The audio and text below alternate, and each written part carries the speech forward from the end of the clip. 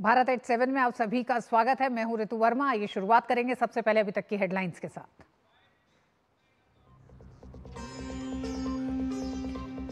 Delhi LG Vinay Kumar Saxena ने विरोध प्रदर्शन कर रहे छात्रों से की मुलाकात। मृतक छात्रों के परिजनों के लिए मुआवजा घोषित करने और समस्या का स्थायी समाधान निकालने की कही बात। दिल्ली सरकार पर हमलावर भाजपा का प्रदर्शन जारी।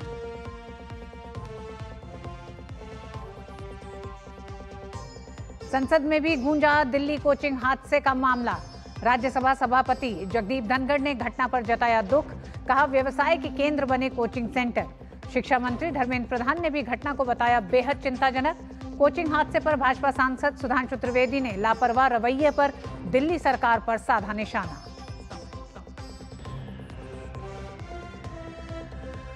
लोकसभा में भी दिल्ली कोचिंग हादसे पर घिरी दिल्ली सरकार। भाजपा सांसद बांसुरी स्वराज ने कहा आम आदमी पार्टी की सरकार की लापरवाही ने ली निर्दोष छात्रों की जान।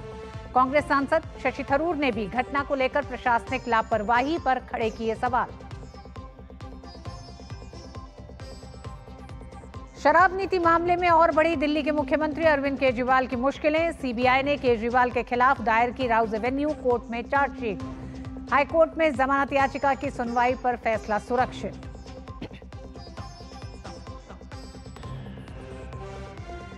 क्वाड विदेश मंत्रियों के साझा वक्तव्य में दक्षिण चीन सागर की स्थिति को लेकर जताई गई चिंता। तटरक्षक और सैन्य युद्धपोतों के आक्रामक प्रयोग को किया गया रेखांकित। क्षेत्र में समुद्री सुरक्षा को मजबूत करने का जताया गया संकल्प।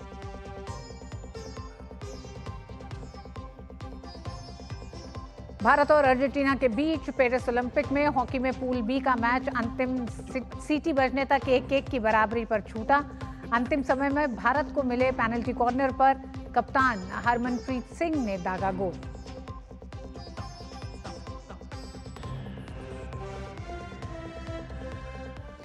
आज अंतर्राष्ट्रीय बाघ दिवस है। प्रधानमंत्री नरेंद्र मोदी ने एक दिन पहले ही मन की बात में इसका जिक्र भी किया था और देश में सबसे ज्यादा बाघ मध्य प्रदेश में है। दरअसल बाघ संरक्षण में मध्य प्रदेश का मॉडल केस स्टडी बन चुका है। 5 साल में टाइगर की संख्या 259 बढ़ी है। देखिए भोपाल से हमारे सहयोगी आशीष मंगल सोनी की रिपोर्ट। तकरीबन 750 की संख्या से ज्यादा बाघ मध्य प्रदेश में है और यही वजह है कि मध्य प्रदेश देश में टाइगर स्टेट के रूप में जाना जाता है।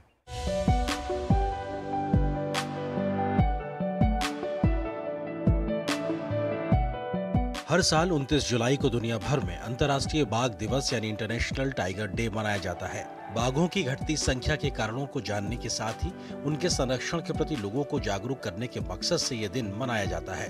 गौरतलब है मध्य प्रदेश में बाघों की आबादी 526 से बढ़कर 785 हो गई है। ये देश में सर्वाधिक है। प्रदेश में पिछले 5 सालों में 259 बाघ बढ़ गए हैं। प्रदेश में बाघ बढ़ने का पहला कारण है गाँव का वैज्ञानिक विस्थापन, दूसरा बड़ा कारण है ट्रांसलोकेशन और तीसरी बड़ी वजह है हैबिटेट विकास, जिससे प्रदेश में बाघों की आबादी बढ़ाने में मदद मिली है। मध्य प्रदेश में अगर साल दर साल बाघों की संख्या की बात की जाए तो साल 2006 में 300 बाघ थे। ये संख्या 2010 में घटकर 257 रह गई। तो वहीं 2014 में ये संख्या 308 थी। 2018 में ये संख्या 526 हुई तो 2022 में ये संख्या 785 पहुंच गई। बाघ के पर्यटन से जुड़े आंकड़ों की बात करें तो मध्य प्रदेश में 11 नेशनल पार्क और 24 अभ्यारण्य हैं, जिसकी वजह से मध्य प्रदेश में पर्यटकों की संख्या में साल दर साल इजाफा देखने को मिला है। साल 2020-21 में करीब 14 लाख पर्यटक मध्य प्रदेश पहुंचे तो साल 2021-22 में ये संख्या करीब 24 लाख के आसपास पहुंच गई। साल 2022-23 में ये संख्या 26.5 लाख के आसपास पहुंच गई। मध्य प्रदेश की राजधानी भोपाल में आज अंतर्राष्ट्रीय बाघ दिवस पर राज्य स्तरीय कार्यक्रम किया गया, जिसमें मुख्यमंत्री डॉक्टर मोहन यादव ने उत्कृष्ट काम करने वाले वन कर्मियों को सम्मानित किया। कार्यक्रम में बाघों पर केंद्रित प्रदर्शनी लगाई गई और वन्य प्राणियों के संरक्षण पर केंद्रित पुस्तकों का विमोचन भी किया गया। इस मौके पर मुख्यमंत्री ने बाघ दिवस के मौके पर प्रदेशवासियों को शुभकामनाएं दी और कहा कि बाघों के प्राकृतिक आवास को सहेजते हुए बाघों के संरक्षण को बढ़ावा देना हम सबकी जिम्मेदारी है। मध्य प्रदेश तो और सौभाग्यशाली है, जो देश के अंदर सबसे ज़्यादा बाघ कहीं पाए जाते तो मध्य प्रदेश में पाए जाते। हमारे लिए और आनंद है कि भोपाल वो एकमात्र ऐसी राजधानी है जिसकी टेरिटरी के नगर निगम सीमा के आसपास तक बाघ निर्बाध रूप से घूम रहे हैं। हम सब और ज़्यादा आनंद में हैं जब पूरे एशिया में कहीं चीता नहीं पाया जाता, लेकिन वन विभाग के पास ये चीता प्रोजेक्ट अपना गति पकड़ रहा है। मध्य प्रदेश में बढ़ती बाघों की संख्या के साथ इको टूरिज्म में भी बढ़ावा हुआ है और यही वजह रहा कि मध्य प्रदेश में महज 3 साल में पर्यटकों की संख्या 2 गुनी हो गई। बाघ संरक्षण को लेकर मध्य प्रदेश में किए गए नवाचार इन दिनों केस स्टडी के रूप में भी पहचाने जा रहे हैं। ऐसे में मध्य प्रदेश 2 और टाइगर रिजर्व बनाने की तैयारी कर रहा है। कैमरा पर्सन विजय शर्मा के साथ आशीष मंगल सोनी, डीडी न्यूज़, भोपाल। राजस्थान की बीजेपी सरकार के शिक्षा विभाग ने नए सेशन के लिए शैक्षणिक कैलेंडर जारी कर दिया गया है, जिसमें स्टूडेंट्स के एकेडमिक एक्सपीरियंसेस को बढ़ाने के उद्देश्य से कई बदलाव किए गए हैं। देखिए जयपुर से महेश दादीज की रिपोर्ट। राजस्थान के शिक्षा विभाग ने प्रदेश के सरकारी और निजी स्कूलों के लिए आगामी सत्र का कैलेंडर जारी कर दिया है। इस कैलेंडर के मुताबिक आगामी 5 अगस्त को धारा 370 हटाए जाने का उत्सव मनाए जाने की घोषणा की गई है, तो साथ ही 28 मई को वीर सावरकर जयंती मनाए जाने की बात भी इस कैलेंडर में कही गई है। राजस्थान सरकार ने नए सत्र के लिए शैक्षणिक कैलेंडर जारी किया। छात्रों के शैक्षणिक अनुभव को बढ़ाने के लिए कई बड़े बदलाव किए गए। सरकारी स्कूलों में 28 मई को वीर सावरकर जयंती मनाई जाएगी। जम्मू कश्मीर से अनुच्छेद 370 हटाए जाने के उपलक्ष्य में 5 अगस्त को सरकारी स्कूलों में जश्न मनाया जाएगा। 5 अगस्त को स्वर्ण मुकुट मस्तक दिवस के रूप में मनाया जाएगा। शिक्षा विभाग ने हर महीने के दूसरे और चौथे शनिवार को नो बैग डे घोषित किया। साल में 213 दिन स्कूल खुलेंगे। त्योहारों और अन्य कारणों से रविवार समेत 152 दिन छुट्टियां रहेंगी। ऐसे वीर सावरकर जी की गाथा, वीर सावरकर जी का बलिदान और वीर सावरकर जी की जो किए हुए कार्य हैं उनका गुणगान होना ही चाहिए और उस दिवस को भी मनाना चाहिए। धारा 370 हटी है, जो एक प्रकार से भारत में रहते हुए भी भारत में 2 टुकड़े दिखाए जा रहे थे, तो हटने की खुशी है, प्रसन्नता है। इस सत्र में 213 दिन ही स्कूल खुले रहेंगे। अच्छी बात यह है कि महीने के दूसरे और चौथे शनिवार को नो बैग डे घोषित किया गया है, जिसके तहत विभिन्न एक्टिविटीज की जाएगी और विद्यार्थियों को काफी राहत मिल सकेगी। कैमरा पर्सन राकेश पटेल के साथ महेश दाधीच, डीडी न्यूज़, जयपुर। और बात झारखंड की। झारखंड में बांग्लादेशी घुसपैठियों का मुद्दा संसद से सड़क तक गरमाया हुआ है। वहीं कांग्रेस विधायक शिल्पी नेहा तिर्की द्वारा बांग्लादेशी घुसपैठियों से बिहार के लोगों की तुलना पर बिहार झारखंड में सियासी हलचल तेज है। देखिए रांची से हमारे संवाददाता सुमेश पटेल की रिपोर्ट।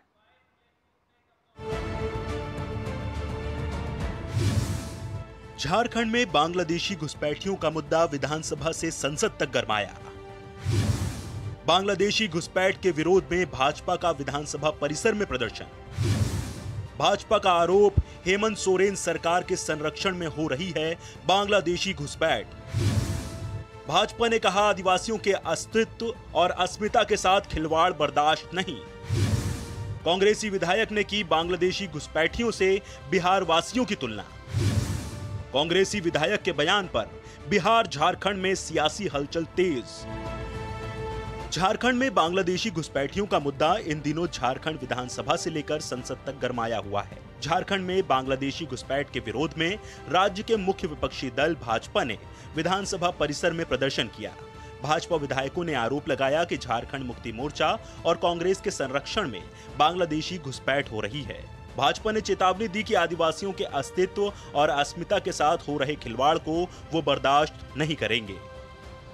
सत्ता पक्ष से जेएमएम कांग्रेस से झारखंड की जनता पूछ रही है कि झारखंड के अंदर जो डेमोग्राफी बदली है, संताल परगना के अंदर जो आदिवासी की जनसंख्या घटी है, ऐसा बांग्लादेशियों के प्रति आपका ऐसा अगाध प्रेम क्यों है कि आप सदन में जवाब देने से, सदन में उत्तर देने से भाग क्यों रहे हैं?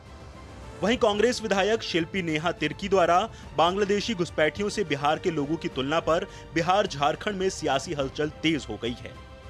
डेमोग्राफी चेंज का यहाँ क्यों नहीं बात करते? रामगढ़ में आज मुखिया कौन बनता है? बिहारी लोग बनते हैं, बिहार से आके। वो सब चीजें नहीं दिखती हैं इनको, उसके बारे में इनको बात करना चाहिए। उसके बाद संथाल के बारे में भी हम लोग बात करेंगे। बीजेपी प्रवक्ता प्रतुल सहदेव ने कांग्रेस विधायक शिल्पी नेहा तिर्की के बयान पर कांग्रेस से सवाल पूछा कि क्या वो बांग्लादेशी घुसपैठियों और बिहार के लोगों को एक समान मानते हैं। माननीय विधायक को समझना चाहिए कि हम देश के बाहर से जो मुस्लिम घुसपैठी आए हैं उस पर सवाल उठा रहे हैं और वो बिहारियों का अपमान करके एक तरीके से पूरे मामले को अलग तुल देने की कोशिश कर रही हैं। और हमारा मानना है कि अब तो राहुल गांधी को भी बताना चाहिए और राजेश ठाकुर जी को भी बताना चाहिए कि क्या वो भी मानते हैं कि जो बिहारी हैं और जो बांग्लादेशी घुसपैठी हैं दोनों एक समान है? ये कैसी तुलना कर रहे हैं? वहीं पाकुड़ जिले के केएम कॉलेज आदिवासी कल्याण बालक छात्रावास में छात्रों की बर्बरतापूर्ण पिटाई को लेकर भाजपा हेमंत सोरेन सरकार पर हमलावर हो गई है और इस मामले को विधानसभा से लेकर लोकसभा तक उठा रही है।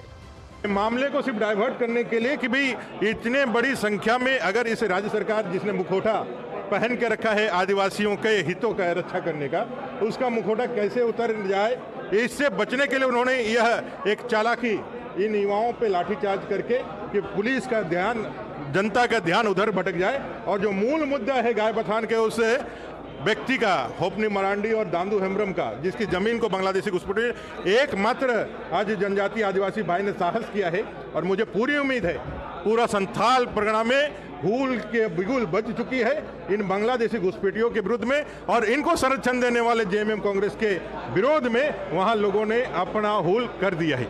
आदिवासी लड़के परसों पाकुड़ में एक आंदोलन करना चाह रहे थे, जन आक्रोश रैली था, क्योंकि उनकी जो आदिवासी की सीट है वो बांग्लादेशी जो है लेके जा रहे हैं। वो लड़के आंदोलन करना चाह रहे थे और उन लड़कों के हॉस्टल के अंदर पाकुड़ में पुलिस ने घुसकर बर्बरतापूर्ण तरीके से उन आदिवासी लड़कों को पीटा और शेड्यूल्ड ट्राइब कमीशन ने इसको संज्ञान लिया है। मेरा आपके माध्यम से भारत सरकार से यह आग्रह है कि ये राज्य सरकार बांग्लादेशियों को बसाने के लिए आदिवासियों का सत्यानाश कर रही है और इसके लिए वहां राष्ट्रपति शासन लगाई। झारखंड में भाजपा काफी लंबे समय से बांग्लादेशी घुसपैठ और संथाल में घटती आदिवासियों की संख्या का मुद्दा उठा रही है। आम सभा से लेकर चुनावी सभा तक हर मंच पर भाजपा इस मुद्दे को आम जनता के बीच रख रही है। दिल्ली से निकली जुबानी तीर अब मुद्दा बनकर झारखंड के सियासी गलियारों में सुनाई दे रहा है। झारखंड में बांग्लादेश घुसपैठ और संथाल के कई जिलों में डेमोग्राफी चेंज का मुद्दा काफी गरमाया हुआ है। इस मुद्दे पर जहां भाजपा काफी आक्रामक है, तो वहीं कांग्रेस विधायक के विवादित बयान पर झारखंड की राजनीति गरमा गई है। Somesh Patel, DD news, Ranchi, Jharkhand. तो भारत एट 7 में देश के अलग अलग राज्यों से खबरें जारी हैं। वक्त एक छोटे से ब्रेक का। बढ़िया है, प्राकृतिक हल्दी, मिर्ची, धनिया। नहीं, मिर्ची, धनिया, हल्दी, MDH। मैं क्या जी, सब जानते हैं, जहां दिखे मारियो, अपना समझ के खा लियो। स्वाद से सबको दीवाना कर दे, दीवाना कर दे। पता का चाय, गजब का स्वाद। बात जब पीढ़ियों के लिए बनने वाले घर की हो तो जिम्मेदारी बड़ी हो जाती है। गैलेंट समझता है ये जिम्मेदारी। अब डबल M रिब्स के साथ गैलेंट एडवांस TMT रीबार, निर्माण का रियल हीरो। माई भाई, मैंने भी इस बार SIP करके म्यूचुअल फंड में पैसे डाले, तो मुझे ये जानना था कि KYC का चक्कर क्या है। म्यूचुअल फंड सही है .com या अपने म्यूचुअल फंड की वेबसाइट पे जाओ, पैन नंबर डालो और सिर्फ इतना देखो कि तुम्हारा KYC स्टेटस रजिस्टर्ड है या वैलिडेटेड। रजिस्टर्ड हो तो आधार और पैन कार्ड के साथ अपना KYC वैलिडेट करो, जरूरी है और ज्यादा वक्त भी नहीं लगता। और वैलिडेटेड हो तो सही है। सही है। म्यूचुअल फंड निवेश बाजार जोखिमों के अधीन है। योजना से जुड़े सभी दस्तावेजों को ध्यान से पढ़ें। दादी के हाथों का जादू और खुशबू से महकता घर। MDH गरम मसाला, असली मसालों से भरा हूँ मैं, क्योंकि हर रिश्ता है स्वाद से जुड़ा। पटना हाईकोर्ट के बाद बिहार सरकार को आरक्षण के मुद्दे पर एक बार फिर से झटका लगा है। सुप्रीम कोर्ट ने आरक्षण सीमा को 50 से बढ़ाकर 65% करने के मामले में आज सुनवाई करते हुए राज्य में संशोधित आरक्षण कानूनों को रद्द करने वाले पटना उच्च न्यायालय के आदेश पर रोक लगाने से इनकार कर दिया है। देखिए पटना से मधुरेश नारायण की एक खास रिपोर्ट। बिहार सरकार को सुप्रीम कोर्ट से एक बार फिर झटका लगा है। आरक्षण के मुद्दे पर पटना हाई कोर्ट ने इससे पहले फैसला सुनाते हुए 65% आरक्षण को रद्द करके 50% पर फिक्स किया था। इसके बाद बिहार सरकार ने सुप्रीम कोर्ट का रुख किया, लेकिन वहां भी बिहार सरकार को राहत नहीं मिली। सुप्रीम कोर्ट ने इस पूरे मामले पर स्टे लगाने से इनकार कर दिया है। सुप्रीम कोर्ट ने बिहार सरकार को आरक्षण सीमा को 50% से बढ़ाकर 65% करने के मामले में झटका दिया है। बिहार सरकार ने कानून में संशोधन कर आरक्षण की सीमा 50% से बढ़ाकर 65% कर दी थी। सरकार के इस फैसले पर हाई कोर्ट ने रोक लगा दी थी। अब सुप्रीम कोर्ट ने भी मामले में सुनवाई करते हुए रोक को बरकरार रखा है। बता दें कि बिहार में आरक्षण को लेकर जबरदस्त राजनीति हो रही है। विपक्ष का सीधा आरोप है कि बीजेपी आरक्षण विरोधी है, इसलिए सुप्रीम कोर्ट में पुख्ते तरीके से पक्ष नहीं रख रही है। हालांकि एनडीए लगातार आरक्षण को लेकर अपनी प्रतिबद्धता जता चुकी है। खुद सीएम नीतीश कुमार ने मामले में कहा है कि आरक्षण उनकी सहमति से लागू हुआ था, तो सरकार सुप्रीम कोर्ट में भी पीछे नहीं रहेगी। विधानसभा में हमने आरक्षण को बढ़ाने का जो काम किया है वो बहाल हो जाकर के, इसीलिए हमारी सरकार, बिहार सरकार सर्वोच्च न्यायालय में गई जाकर के है। सुनवाई का हम इंतजार कर रहे हैं, अपना पक्ष रखेंगे जाकर के। देश के कई राज्यों में यानी कि 50% से ज़्यादा आरक्षण दिया गया करके, तो बिहार में क्यों नहीं जाकर के? तो हमारे पास तर्क है, लॉजिक भी जाकर के है, और हमारी पार्टी का सोच है, एनडीए का सोच जाकर के आबादी के हिसाब से और सरकारी नौकरियों में राजनीति में हिस्सेदारी मिले, तो हमारी सरकार कोर्ट में गई जाकर के है और निश्चित तौर पर सफलता मुझे मिलेगी। एनडीए की सरकार ने आरक्षण को लागू किया है, लेकिन माननीय सर्वोच्च न्यायालय ने उसे निरस्त किया और उस पर सुनवाई कर रही है।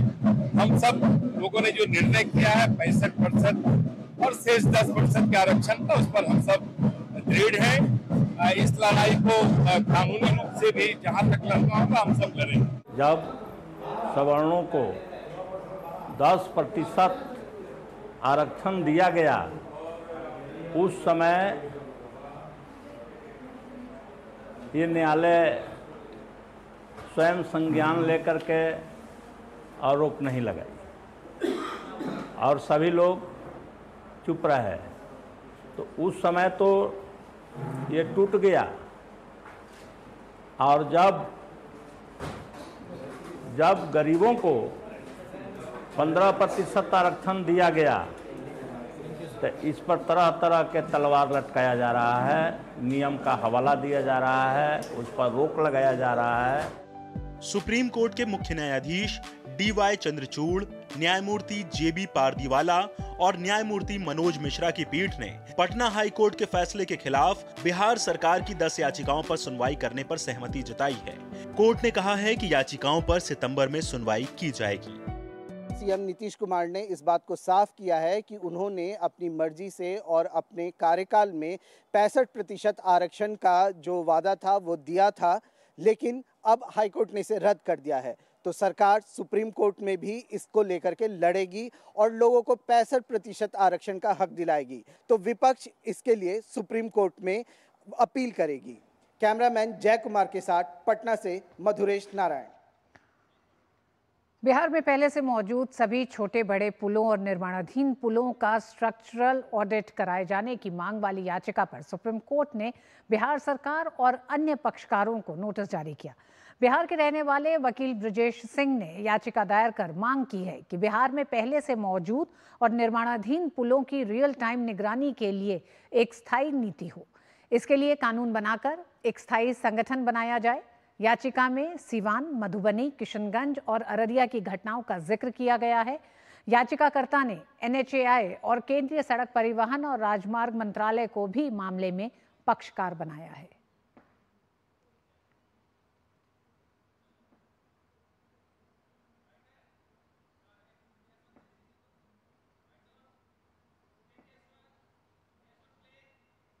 सुप्रीम कोर्ट ने जो पुल के बारे में सरकार से जवाब मांगा है, बिहार सरकार पहले ही माननीय मुख्यमंत्री जी और माननीय उप मुख्यमंत्री विजय सिन्हा जी ने सारे पुलों के लिए अपने अधिकारियों को निर्देश दिया है कि जो भी बिहार के जर्जर पुल हैं उन पर चिन्हित कर करके और कार्रवाई किया जाए।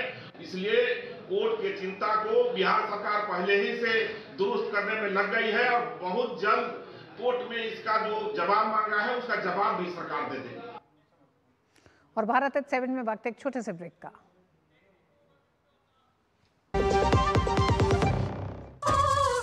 लड़के वाली, भोली भाली, मेहनत वाली, नखरे वाली, असली लड़के वाली, ये तो बड़ी समझदार, बड़ी होशियार, MDH के साथ अब जुड़ते जाओ। नई टेस्ट का असली taste, MDH ginger garlic test.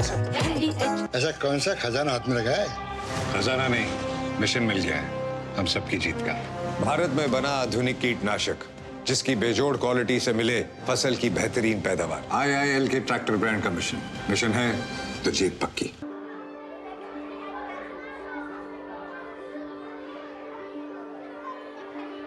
पता है कैसे गुड़िया स्कूल में आती, कैसे गांव गांव में बिजली आती, कैसे महिलाएं सशक्त बनती, कैसे देश की सुरक्षा सुनिश्चित हो, कैसे हाईवे और सड़कें एक दूसरे से जुड़ती हैं, कैसे ये स्वास्थ्य सेवाएं जन जन तक पहुंचती, कैसे चंद्रयान भारत का तिरंगा चांद पर लहराता, कैसे आपदा में कोई जीवन संजोता, कैसे भारत खेलों में अपना नाम रोशन। लेकिन ये अविश्वसनीय चीज संभव कैसे हो? जो इन सब को संभव बनाता है वो भारत का आयकर दाता। तो देश हित के लिए निभाएं अपना कर्तव्य।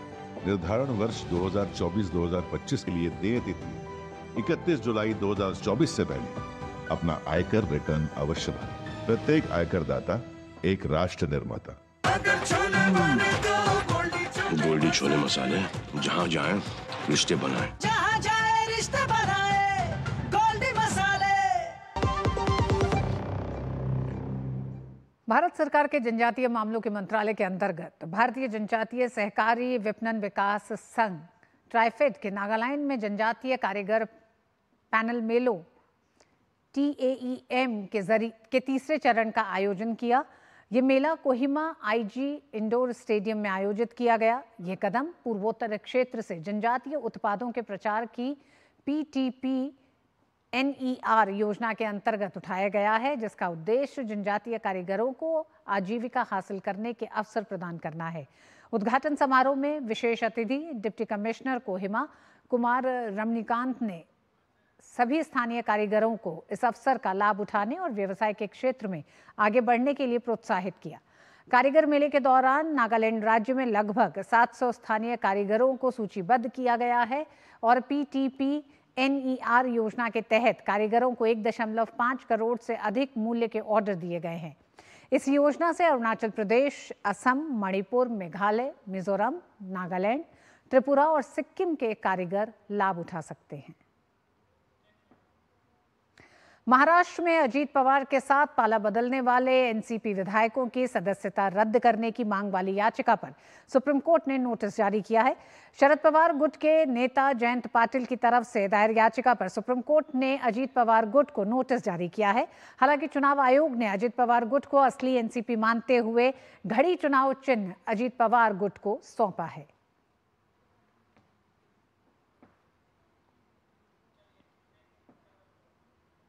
उधर झारखंड के मुख्यमंत्री हेमंत सोरेन की जमानत बरकरार रहेगी। सुप्रीम कोर्ट ने सोरेन को राहत देते हुए कथित जमीन घोटाले से जुड़े मनी लॉन्ड्रिंग मामले में उनको जमानत देने के झारखंड उच्च न्यायालय के फैसले को चुनौती देने वाली ईडी की याचिका को खारिज कर दिया।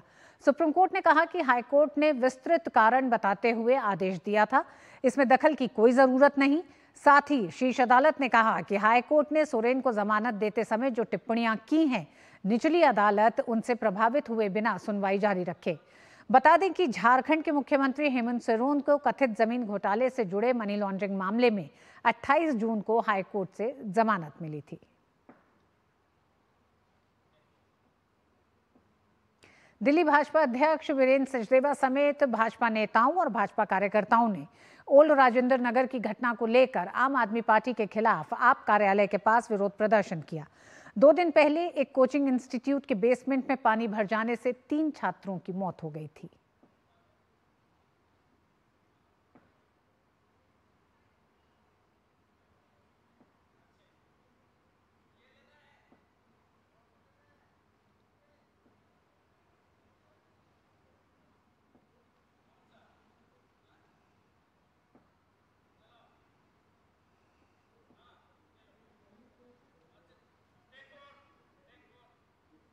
भारतीय सेना की दक्षिणी कमान बारिश और बाढ़ से बुरी तरह प्रभावित पश्चिमी महाराष्ट्र के सांगली में ऑपरेशन राहत के तहत बचाव कार्य चला रही है। ऑपरेशन राहत के जरिए अब तक बाढ़ प्रभावित इलाकों से सैकड़ों लोगों को निकाला जा चुका है। साथ ही पानी में डूबे घरों में फंसे लोगों के बीच भोजन के पैकेट भी वितरित किए जा रहे हैं।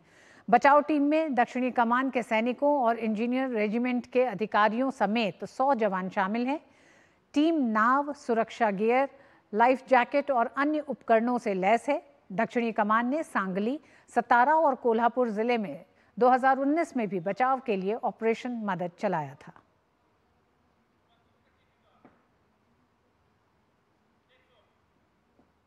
उधर दिल्ली के ओल्ड राजेंद्र नगर में हादसे के बाद से यहां पढ़ने वाले छात्र सुधारों की मांग को लेकर प्रदर्शन कर रहे हैं। दिल्ली सरकार और कोचिंग संस्थानों से इन छात्रों की क्या मांगे हैं, ये जानने पहुंचे दूरदर्शन संवाददाता विशाल बेरिस्टो। सबसे पहले मैं आपको बताना चाहूँगा कि यहाँ के स्टूडेंट्स की ये 7 सूत्री मांग है और उसमें सबसे पहले है कि हमें उन परिवारों को Rao coaching centre immediately compensation दे, उन परिवारों को जिनके 3 बच्चे इस हादसे में हमेशा के लिए चले गए। और ये मॉरल ड्यूटी बनती है सरकार की भी, दिल्ली सरकार की भी, कि वो उनको मुआवजा दे। दूसरा ये कह रहे हैं कि पुलिस और स्थानीय व्यवस्था जो प्रशासन है वो किसी भी तरह की सूचना को ना छुपाए, सच्चाई बताए कि कितनी कैजुअलिटीज़ हुई हैं, क्योंकि इनको लगता है कि और भी जाने गई हुई हो सकती हैं। और स्ट्रिक्ट एक्शन लिया जाए जो भी इस सेफ्टी और सिक्योरिटी के लैब्स के लिए रिस्पॉन्सिबल है। तो ये तमाम चीज़ें हैं जिनको लेकर ये स्टूडेंट्स यहाँ पर बैठे हुए हैं। अभी हमने देखा कि किस तरह से यहाँ पर स्टूडेंट्स जो है वो प्रोटेस्ट कर रहे थे और एक छात्र की ज़बरदस्त तबीयत ख़राब हो गई। ये अपनी मांग पर बने हुए हैं, लेकिन अभी तक इनको आश्वासन के अलावा कुछ नहीं मिला है। मेरे साथ कुछ स्टूडेंट्स भी हैं, आइए हम उनसे बात करते हैं। ये 7 सूत्री मांगे हैं इनकी, कैमरे की तरफ देख के बताएं कि क्या आपकी मांग आपको लगता है कि वाकई में पूरी हो गई या ये लंबा संघर्ष जारी रहेगा? मुझे नहीं लगता कि मांग पूरी होने वाली है। ऐसे पहले भी हादसे होते रहे हैं। अभी 1 हफ्ते पहले वो हादसा भी हुआ था पटेल नगर वाला, पर उस पर भी कुछ ऐसा नहीं हुआ। अभी हम कल देख भी रहे थे कि वो वहाँ के उसी पीजी का एक लड़का ये कह रहा था कि वो गड्ढा अभी तक भरा नहीं गया है, वो गड्ढा अभी तक वैसे ही है। और ये लापरवाही स्टार्ट होती है एमसीडी से। एमसीडी की यहाँ इतनी लापरवाही है। ये तो बेसमेंट की बात है, एक्स्ट्रा स्टोरी भी बनाई जा रही है बच्चों को रखने के लिए। सब मिनिमम विंडोज और डोर्स से लेकर संसद तक आज सुनाई दी है। भारत@7 में बस इतना ही। मुझे दीजिए अनुमति। नमस्कार।